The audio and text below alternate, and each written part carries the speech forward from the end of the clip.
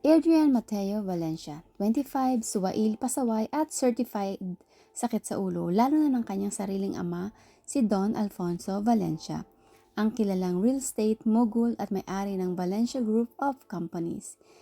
Si Adrian ay anak sa labas pero kahit kailan ay hindi ipinagkait sa kanya ang yaman, karangyaan at kapangyarihan. Pero ang problema, mas mahal pa ni Adrian ang adrenaline kaysa respeto. Noong nakaraang buwan, nadiskubre ng kanyang ama ang sabotahe niya sa isang malaking proyekto, isang resort development na muntik nang bumagsak dahil sa pakikipag-deal ni Adrian sa kakumpetensya. Galit na galit si Don Alfonso. Pero sa halip na ipakulong o putulin ang suporta sa anak, isang mas mapait na kaparusahan ang naisip nito. Simula bukas, lilinisin mo ang sahig ng kumpanya ko. Hindi sa posisyon, hindi sa meeting room, kundi sa basement janitor department. Titira ka sa lumang apartment na ipinaayos ko para sa iyo. Kung gusto mong patunayan na may silbi ka pa, magsimula ka sa ibaba. Ngayon, narito si Adrian. Suot ang light blue na polo shirt na may pangalan niyang nakatahi. A. Mateo, Maintenance Department. Suot ang mumurahing rubber shoes at may hawak na mop na halos kasing laki niya. Ang sahig ng Valencia Manufacturing Plant ang kanyang bagong mundo. Habang pinupunasan niya ang pawisang noo, hindi napigilang mapumura. Tangna, floor wax na nga, may amoy pa ng luha. Biglang may dumaan sa likod niya. Isang tinig na malamig pero nakatagong lambing. Excuse me, janitor ka ba o spoken word artist? Napalingon si Adrian. Doon niya unang nakita si Ayla, maputing babae na may maiksing buhok.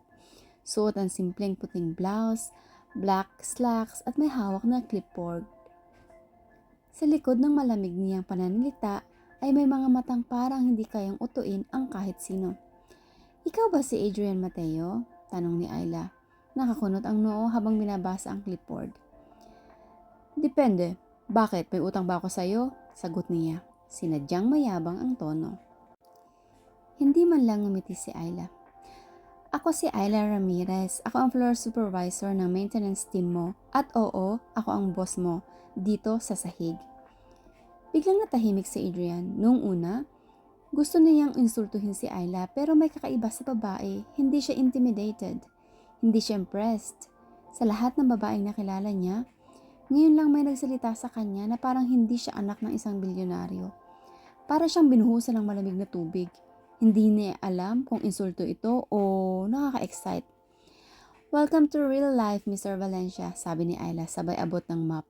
At sana hindi lang floor ang lilinisin mo. Baka pati attitude mo kailangan ng mag-mop. Tumalikod si Ayla at iniwan siyang tulala. Habang amoy ng floor wax ay unti-unting napalitan ng kakaibang kuryente sa hangin. Dumaan ang unang araw ni Adrian sa trabaho na parang bagyong walang direksyon. Hindi siya sanay sa 6 a.m. call time, hindi siya sanay na walang nagkakape, nagagawa ng kape para sa kanya, at lalong hindi siya sanay na sumagot ng opo ma'am sa isang supervisor na hindi marunong ngumiti. Pero sa ilalim ng fluorescent lights ng planta, habang inaayos ang gamit ng janitorial cart, unti-unti niyang naramdaman ang sakit ng likod, amoy ng floor cleaner at ang katahimikan na tila nangungutya sa kanya.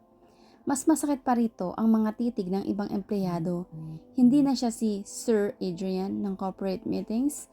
Sa mata ng karamihan, isa lang siyang baguhang janitor na hindi marunong magpiga ng basahan ng maayos. Boss, parang mas pinapawisan ka pa kaysa sa sahig, biro ni Mang Erning, isa sa mga senior janitor. Ngumiti si Adrian kahit napipikon. Pasensya na po, first day ko sa Mars. Natawa ang ilan pero hindi si Ayla. 10:45 a.m. sa women's locker room. Adrian, ikaw ang assigned sa locker room C at pakilinaw na rin yung salamin. May reklamo ng mantsa sa gilid, utos ni Ayla habang nakatitig pa rin sa clipboard. Napakunot-noo siya. Locker room ng babae? Bawal ba yun? Tumingin si Ayla ng diretso sa kanya. You're not a VIP anymore. Adrian, you're a janitor. So, unless gusto mong ipakiusap ko ulit sa tatay mo, you'll follow orders and I'll be outside the door to make sure you behave. Sa unang pagkakataon, hindi siya sumagot. Tahimik siyang pumasok, bitbit ang kanyang mop, basahan at isang tambak na pagkapahiya. Pagkalabas niya, nakita niya si Ayla sa hallway, may hawak na tablet at abalang nagtatype. "Done?" tanong nito, hindi man lang lumingon. Malinis na malinis, pwede na nga mag-selfie ang mga babae habang umiiyak, sarkastikong sagot niya. Doon lang siya tiningnan ni Ayla, saglit, pero may kakaibang ekspresyon. Parang natatawa pero hindi pwedeng ipakitang aliw siya sa sagot ni Adrian. "You think this is funny?" tanong niya, pa-cold. "No, I think this is tragic," sagot niya. "Pero if I don't joke about it, baka bumigay ako." Tahimik si Ayla. Sa unang pagkakataon, parang nakita niya ang tao sa likod ng mayabang na mukha ni Adrian. May mga sugat din pala to. At baka lang, may dahilan ang pagiging suwail nito. Habang pauwi na, bitbit ang basang sapatos at amoy disinfectant, napadaan si Adrian sa lumang vending machine sa likod ng planta. Naalala niyang wala siyang pananghalian. First time yata sa buhay niya na hindi siya kumain sa isang araw. Lumapit si Ayla, may hawak na plastic container. Leftover spaghetti, galing sa admin pantry. May nagtira. "Baka may lason yan." "Then maybe that's what you need." Tahimik siya umupo sa sahig, nakasandal sa dingding, tumabi si Ayla, 1 metrong layo. Habang tahimik nilang kinakain ng spaghetti, ramdam niya ang biglaang pagkagaan ng loob niya, sa katahimikan ng planta, sa pagod ng katawan, sa simpleng pagkaing malamig na, may mainit na tanong ang sumulpot sa isip niya. Sino ka ba talaga, Ayla? At sa isip ni Ayla, habang lihim siyang sumusulyap sa dating spoiled brat, bakit parang gusto kitang ayusin? Kinabukasan, for the first time in his life, Adrian Mateo woke up before the alarm clock buzzed. Hindi dahil sanay na siya sa oras ng trabaho, kundi dahil napuyat siya kakaisip. Hindi sa floor walks, hindi rin sa amoy ng planta, kundi kay Ayla Ramirez. May something sa kanya, hindi lang dahil matapang, hindi lang dahil hindi siya bilib sa kanya, may hinanakit, may kwento. At gaya ng dati, kung may gusto si Adrian, gagawa siya ng paraan para makuha ito. It was a busy day at the plant. Orders were stacking up and the heat was relentless.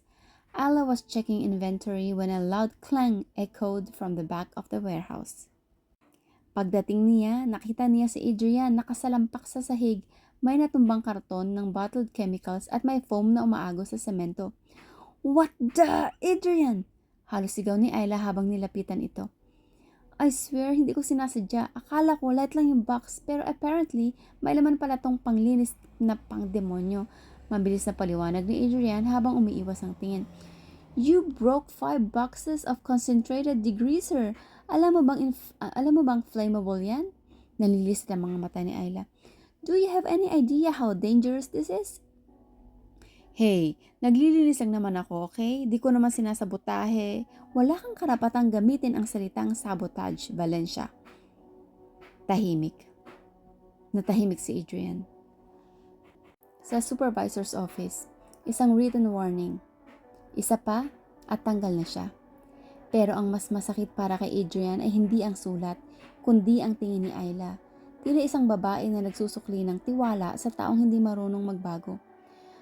"Why are you even here, Adrian?" tanong ni Ayla habang pinipirmahan ang report. Hindi siya sumagot agad. "Because I fed up," mahina niyang sagot. "And now I'm trying to myself." Tumingin si Ayla. Hindi na aasahang marinig yun mula sa isang spoiled brat na katulad ni Adrian. "Then stop treating this like a punishment. Start treating it like a second chance." At doon nagsimula ang unang maliit na pagbabago kay Adrian. Habang kumakain ng adobong tuyo na may mantika pa, umupo si Ayla sa tabi ni Adrian sa kantin, isang bagay na hindi niya kailanman inakalang mangyayari. "Bakit mo nga pala sinabotahe yung project ng tatay mo?" tanong niya. Simple, diretso. Tahimik si Adrian. "Because I wanted him to look at me," sagot nito, diretsong tumingin sa kanya. "All my life, he only talked about my mistakes. So I gave him the biggest one." Tahimik si Ayla. Sa likod, Nang galit niya kay Adrian, doon niya unang nakita ang sugat, hindi lang sa puso, kundi sa buong pagkatao ng lalaki. Before the day ended, Adrian surprised everyone. He stayed late on his own. Nilinis niya ang buong hallway ng admin office, hindi dahil sa inutos pero dahil gusto niyang may patunayan, hindi sa iba, kundi sa sarili niya. At habang pinagmamasdan siya mula sa loob ng planta, si Ayla ay bahagyang ngumiti. Hindi pa ito pagmamahal, pero baka ito na ang simulang pagkakaibang hindi na niya maitatanggi. Grabe, bulong ni Adrian habang hinuhubad ang polo niyang basa ng pawis at foam. Ilang beses pa ba akong mapapahiya? Isang katok ang gumulat sa kanya. Paglingon niya, si Mang Erning pala. Huwag mo masyadong dibdibin yung iho. Natural lang yan sa nagsisimula. At least ngayon, pawis mo na ang amoy mo. Di na perfume. Adrian chuckled. For real this time. No sarcasm. Just laughter. Bakit nga pala andito ka pa, Mang Erning? Di ba uwian na? May nakalimutan lang akong imop. Ikaw, parang sipag mo ngayon ah. Adrian shrugged. Ayoko na kasing maging project ng tatay ko. Gusto kong malaman kung kaya kong maging tao kahit walang yaman. Mang Erning nodded thoughtfully. Ganda ni Ayla ano? Sabay ngisi. Adrian froze. What? Sino? Si Ayla? Hindi ko napansin. Ay nako, kahit kalat ang tubig sa sahig, halata mong dun ka natapilok. 6:15 p.m., lumabas si Adrian sa gate, suot ang simpleng hoodie, ready to walk. Akala niya makakauwi siyang mag-isa pero may babae sa waiting shed, nakapamewang, mukhang masama ang loob. Si Ayla. Car trouble? Tanong niya habang lumalapit. Wala akong kotse. Wala ring grab, wala ring pasensya, sagot ni Ayla, malamig ang buong boses pero halatang pagod. Tahimik, hangin lang ang maririnig sa pagitan nila. Pwede kitang ihatid gamit ang paa? Biro ni Adrian. Ayla raised a brow. You walk? I'm evolving janitor by day, pedestrian by night. Napangiti si Ayla. Hindi buong ngiti pero sapat para mapansin. Sige, sagot niya, sabay lakad. Tahimik silang naglakad sa tabi ng kalsada. Sa gitna ng katahimikan, nagsimulang magsimula si Ayla. Alam mo bang dati, nanay ko janitress din dito? Adria turned to her. That was unexpected. She worked here for 15 years hanggang isang araw. Sinisi siya sa isang aksidente na hindi naman niya kasalanan. Tinanggal siya. Walang due process. That's why you hate people like me? Sagot ni Adrian. Mahina ang boses. Ayla looked at him. No, that's why I watched people like you. Katahimikan ulit. At sa katahimikan yon, naramdaman ni Adrian ang bigat ng galit at lungkot na matagal ng bitbit ni Ayla. Mas mabigat kaysa sa kahit anong kahon ng panglinis. Hindi ko alam yan, sabi ni Adrian. Now you do, sagot ni Ayla. So make it count. That night, habang nakaupo si Adrian sa lumang sofa ng apartment, hawak niya ang warning slip mula sa HR. Pero hindi yan ang nagpapabigat sa isip niya. Kung ang tanong na iniwan ni Ayla sa kanya habang naghiwalay sila sa kanto. Are you just surviving this punishment or are you finally trying to become someone worth trusting? Hindi niya masagot. Pero sa loob niya, alam niyang gusto niyang malaman ang sagot. Hindi lang para kay Ayla, kundi para sa sarili niya. For the first time, Adrian Mateo was early. As in, hindi lang on time, maaga pa talaga. May bitbit siyang thermos. Coffee? Sabi niya kay Mang Erning, sabay abot ng cup. Huwag ka na magtimpla, special blend to, pang mahihina ang kape sa vendo. Ay wow, sosyal, natatawang sagot ng matandang janitor. Sige nga, titikman ko kung mas malakas pa to sa love life ko. Adrian chuckled. Mas malakas siguro sa tiyaga mo sa buhay. Then she entered.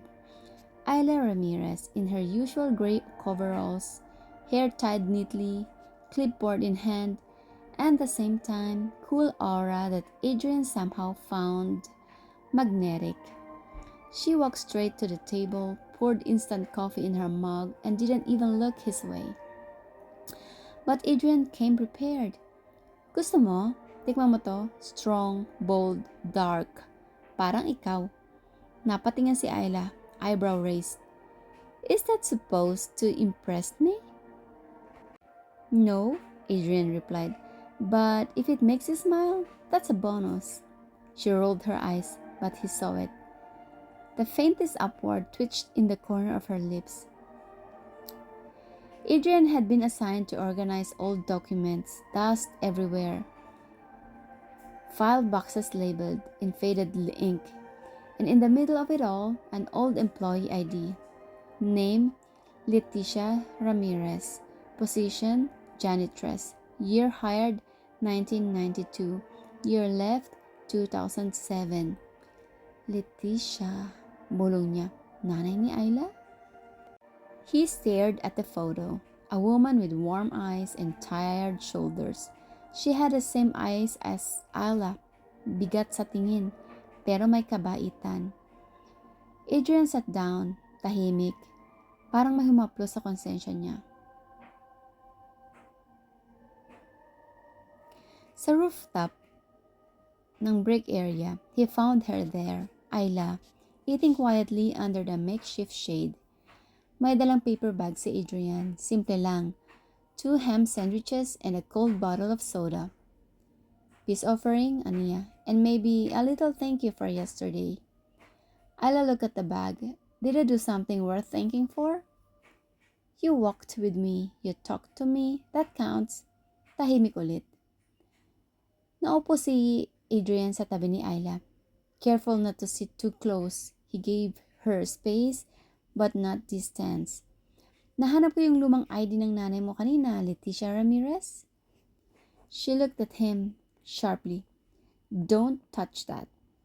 I didn't. I mean, I saw it, yeah, but I didn't take it, promise. Tahimik si Ayla. But her shoulders softened. She sighed. She's the reason why I'm here. I made a promise to her na lang na balang araw babawi ako at walang mayamang anak ng boss ang sisira sa direksyon ko. Adrian smiled. Good. I was hoping you'd stay on track kasi bala kong sabayan ka kahit nakasakay lang ako sa walis. She laughed, genuinely soft, unexpected. Ang corny mo? Pero tumawa ka. Hindi ko alam kung dahil sa joke mo o sa gutom ko. They ate in quiet company but something changed in the air. Not loud, not dramatic, just enough to make Ayla glance at him, longer than usual. And enough for Adrian to say softly,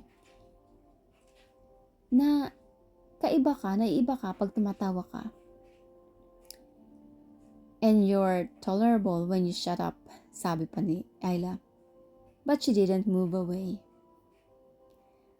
Nung bandang hapon sa hallway, while mopping near the executive elevator, Adrian noticed Lucas Rivera arrived. Sharp in a suit, all polished charm, and he didn't miss how Lucas' eyes immediately found Ayla, nor how he learned in a bit too close when he spoke to her. You still owe me that coffee, Ayla, Lucas said with a half smile. Nasa shift ako, Lucas, she replied, cool but polite. Adrian's grip on the mop handle tightened. Nagsiselos ba siya? Maybe. But more than that, it was the first time he realized he didn't want to be just another lesson in Ayla's life. He wanted to be her reason to start trusting again. Sa labas ng planta sa gateway, bumuhos ang ulan. Hindi ambon, hindi ulan-ulan, talagang ulan. Employees scrambled for cover, payong, karton, kahit clipboard, basta may masisilungan. Ayla, na laging handa, calmly pulled out a small folding umbrella. She had a habit of anticipating things, weather included. She was about to step out when a voice stopped her. Pwedeng makisabay? Si Adrian. Sariwa pa ang amoy ng floor wax sa polo nitong basa ng pawis.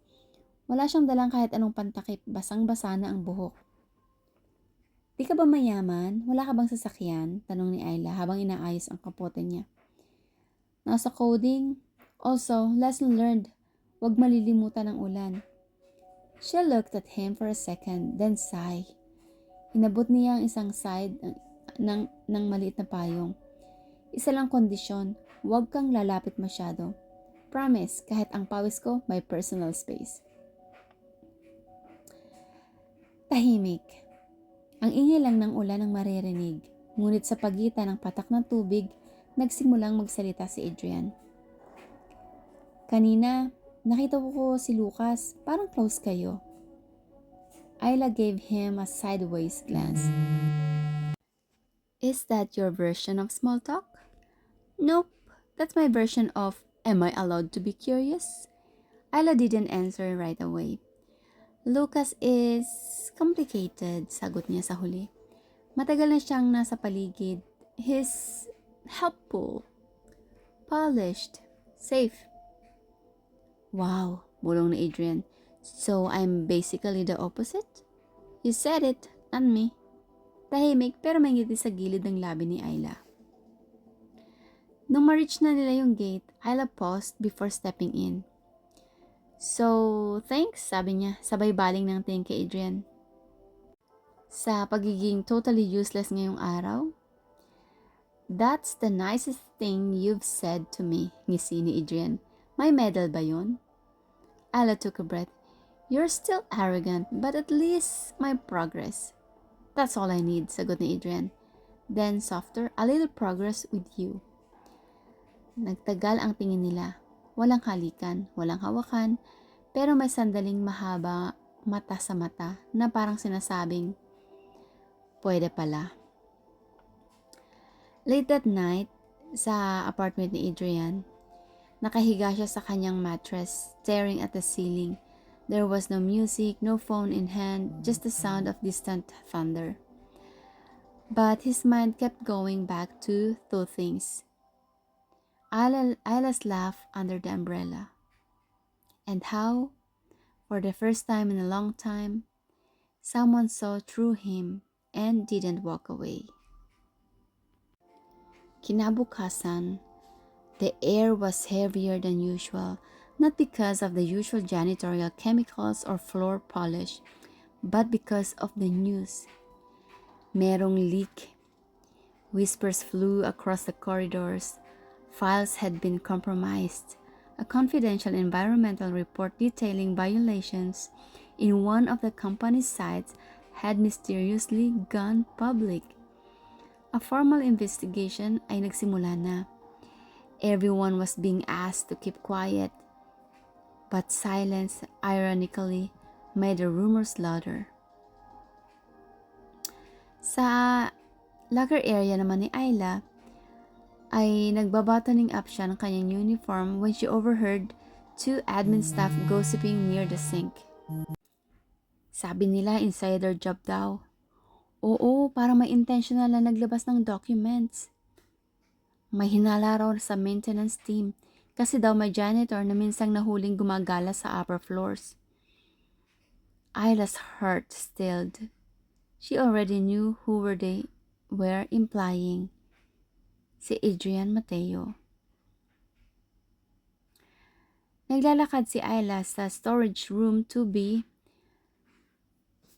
at nag-stack ng boxes, the fluorescent lights buzzing faintly above.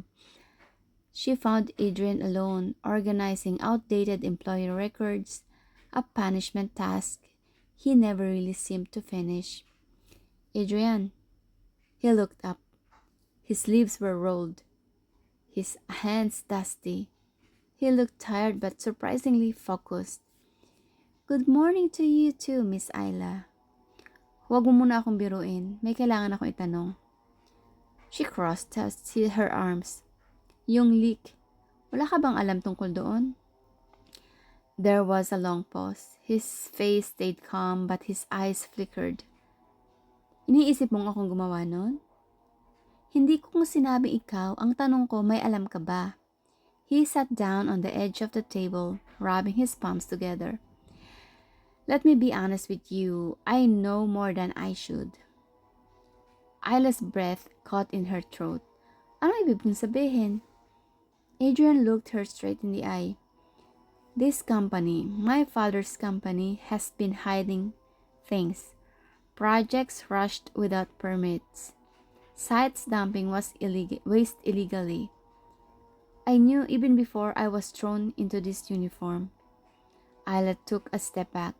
Wait, bakit mo alam yan? He hesitated. Because before I became your favorite mop boy, I was an executive's son. The CEO's son. Tahimik, walang kumikilos. Ang tanging gumagalaw ay ang lumang electric fan sa sulok ng kwarto. You're Mateo? As in Mateo Holdings? Yeah, he said.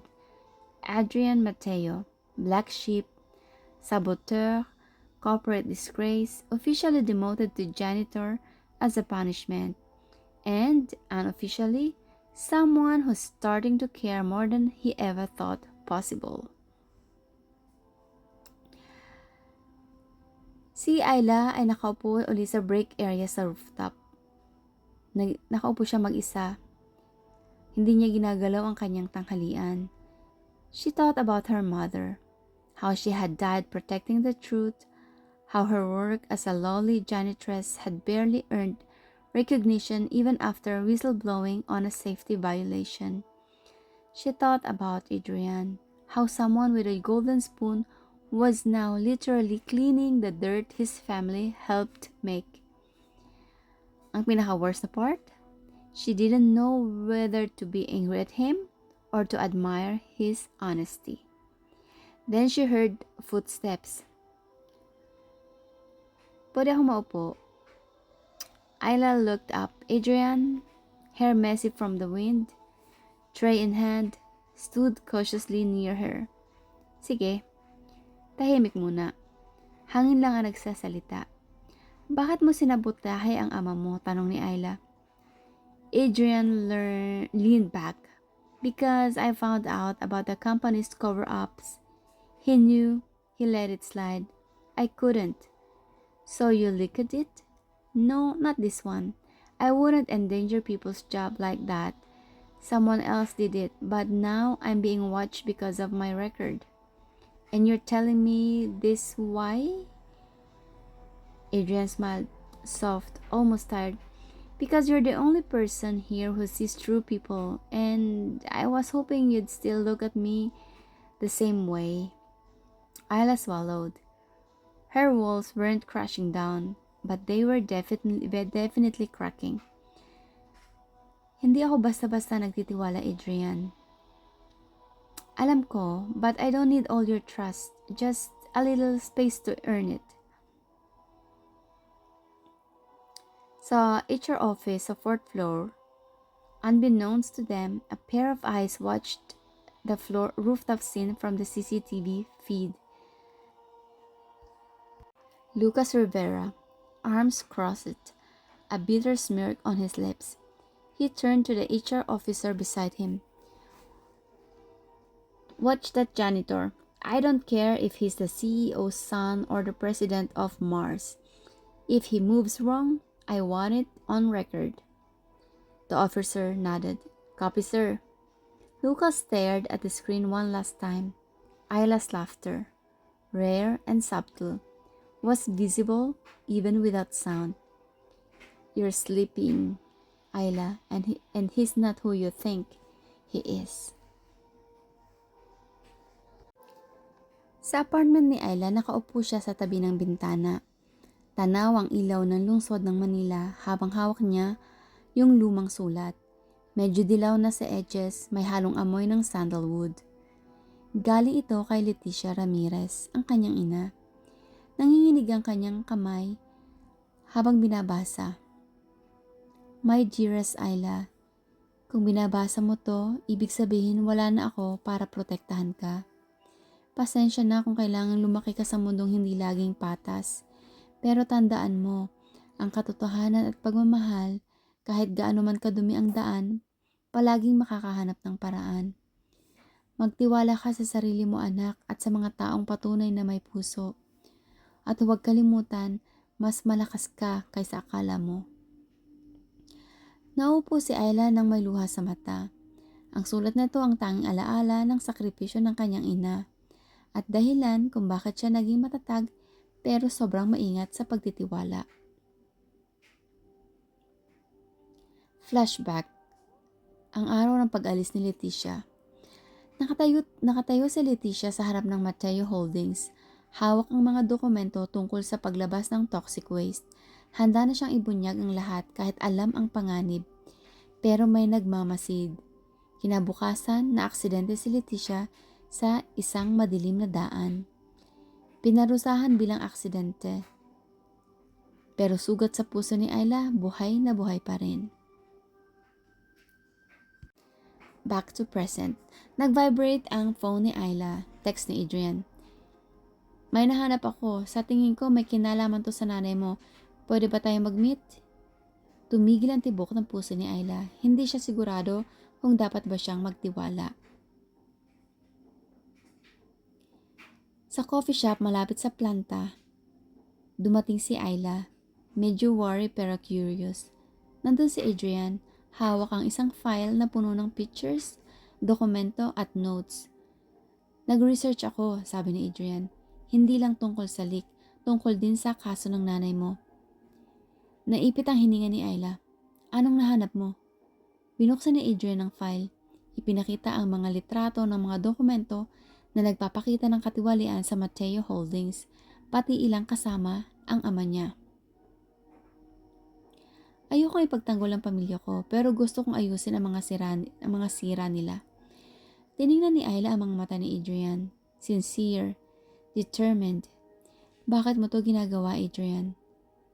Dahil siguro, for the first time, gusto kong pumili ng tama, kasama ka. Unti-unting bumigay ang mga depensa ni Ayla. Gusto mo talagang tumulong? Oo, pero may intindihan ko kung ayaw mo akong isali. Lumayo si Ayla. Tumibok ng mabilis ang puso. Tingnan muna natin kung kaya mong sumabay. Late night sa apartment ni Adrian, nakaupo siya, may ngiti na tila may bagong pag-asa.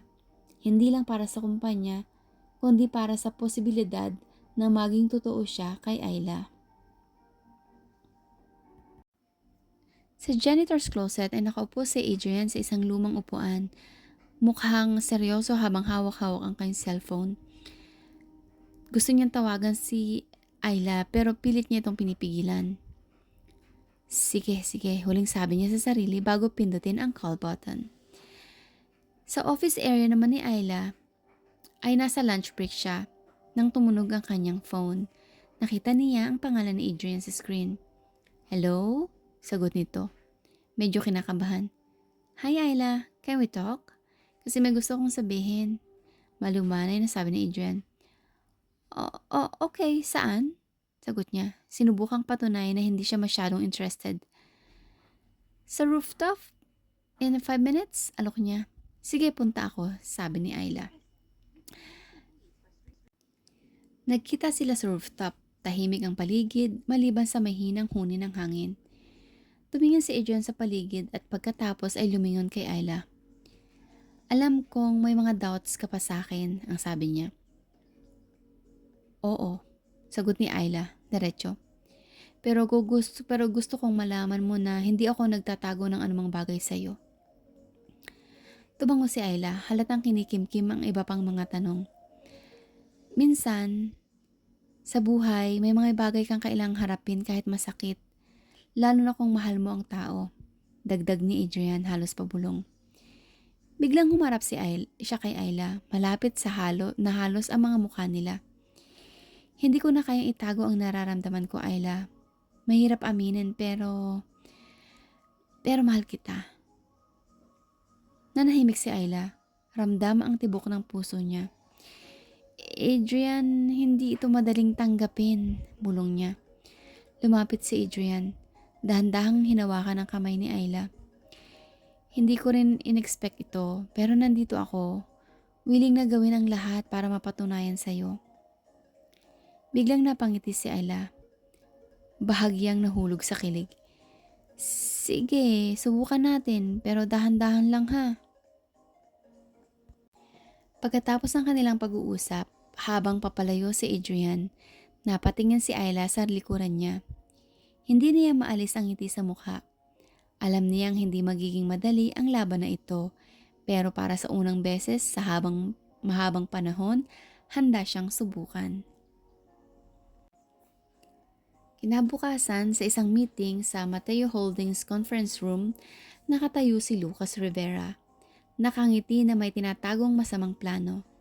Nasa likod niya ang mga executives na parang walang alam sa nangyayari. We need to keep the company's reputation spotless, sabi ni Lucas. Pero hindi ko papayagan ng isang janitor na anak ng CEO ang magpahamak dito. Habang nagsasalita, tumitingin siya sa CCTV footage ng rooftop kung saan nakita nila si Adrian at Ayla na magkasama. Sa janitor's room naman, habang naglilinis si Adrian, nilapitan siya ni Ayla. Alam mo ba na may nagmamasid sa'yo? Napatingin si Adrian, seryoso. Alam ko. Si Lucas, ang kalaban natin. Biglang pumasok si Lucas sa pinto, hindi nila inaasahan. Adrian, may mga tanong ako sa'yo. May tensyon sa hangin. Sa desk naman ni Ayla, habang abala siya sa pag-organize ng files, may nag-ring na phone niya. Ayla, huwag kang magtiwala kay Adrian. May plano siya para sirain ang kumpanya ng pamilya niya. Nabigla siya sa narinig na boses sa kabilang linya. Ayla, napatingin sa window. Naisip kung sino nagsasabi nito at bakit. Mga 3:00 ng hapon sa rooftop, nagkita uli sila ni Adrian. Si Adrian ay may dala ng mga dokumento. Tingnan mo ito. Proof na si Lucas ang tunay na nagpapasabotahe. Nakatingin si Ayla, dahan-dahang lumalapit. Paano tayo makakatiyak? Magtiwala ka sa akin. 6 p.m. sa Mateo Holdings parking lot. Nakangiti si Adrian habang naglalakad papunta sa kotse. Bit-bit ang mga dokumento na nagpapatunay tungkol kay Lucas, pero biglang may humarang sa kanya. Si Lucas, may malamig na titig. Akala mo ba, kayang-kaya mo kong patalsikin? Pangaasar ni Lucas. Nag-back up si Adrian, pero may narinig siyang yabag mula sa likod. Si Ayla pala. Dumating na. Lucas, sapat na. Hindi mo pa nang sirain ang lahat dahil sa galit mo. Lumapit si Lucas. Nagulat siya nang biglang may kumislap na ilaw mula sa cellphone ni Ayla. Video footage ng isang meeting kung saan si Lucas mismo ang nagpapasimula ng sabotahe. Napailing si Lucas, hindi makapaniwala. Sa rooftop ulit, mga 7 p.m., pagkatapos ng tensyon, umupo si Adrian at Ayla, napagod pero magkasama. Salamat Ayla, hindi ko kayang harapin ito mag-isa. Tumingin si Ayla, bahagyang napangiti. Hindi ka nag-iisa, Adrian. Tahimik sila saglit, ramdam ang bigat at ginhawa. Biglang nilapitan ni Adrian si Ayla, dandang hinawakan ang kamay niya. Alam kong marami na tayong pinagdaanan, pero handa akong gawin to para sa atin. Napangiti si Ayla, ramdam ang kinig. Bandang 9:00 naman ang gabi sa apartment ni Ayla. Habang nagpapahinga, nakatanggap siya ng text. Trust the process, we're stronger together. Adrian. Ngumiti si Ayla, alam niyang worth it ang lahat. Sa umaga naman, kinabukasan, sa Mateo Holdings lobby, maitaimtim na nagpapasalamat si Adrian habang tinatanggap niya ang tiwala ng kanyang ama. Si Mr. Mateo na ngayon ay handang itama ang mga maling nagawa. Anak, proud ako sa ginawa mo, hindi lang sa trabaho kundi sa puso mo. Ngumiti si Adrian, ramdam ang bigat na unti-unting natatanggal. Bandang hapon sa apartment ni Ayla, nagkita sila Adrian at Ayla sa balcony, hawak ang kamay ng isa't isa habang nakatingin sa sunset. Alam mo, hindi ko inakala na makikita ko ang taong handang magmahal ng ganito, sabi ni Ayla. Ngumiti si Adrian. At hindi ko inaakala na matutunan ko magtiwala ng ganito kalalim. Napangiti silang dalawa, naglalakbay na sa bagong landas, magkasama, puno ng pag-asa. Isang taon ang lumipas mula nang magsimula ang bagong yugto ng buhay ni Adrian at Ayla. Hindi naging madali ang kanilang journey. Maraming pagsubok, pagtitiis at pag-a-adjust sa mga bagong responsibilidad. Pero ang pagmamahal at tiwala ang naging gabay sa bawat hakbang. Ngayon, magkatuwang nilang pinamumunuan ang proyekto sa Mateo Holdings na may layuning makatulong sa mga komunidad na dati napabayaan ng kumpanya. Sa isang maliit na coffee shop habang umiinom ng kape, pinagmamasdan ni Adrian si Ayla na masaya habang nakikipagkwentuhan sa mga empleyado. Napangiti siya at naisip, sa kabila ng lahat ng gulo at alikabok sa buhay, natagpuan ko ang tunay na kayamanan, ang puso ni Ayla. At sa kanilang mga mata, nakasulat ang pangakong haharapin nila ang bawat bukang liwayway ng magkasama sa hirap at ginhawa, sa tagumpay at kabiguan. Dahil ang tunay na pag-ibig ay hindi natatapos sa dulo ng kwento, ito ay nagsisimula.